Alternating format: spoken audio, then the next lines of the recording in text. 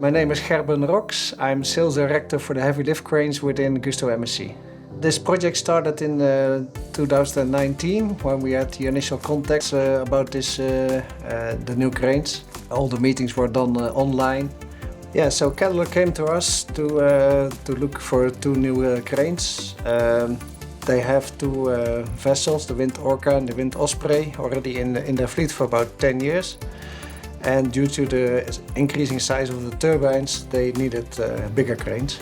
Then in 2020 we got the official request, and within 2 months' time we managed to get the client a very good, attractive offer for the complete turnkey delivery and installation of the new cranes, and also the removal of the existing cranes.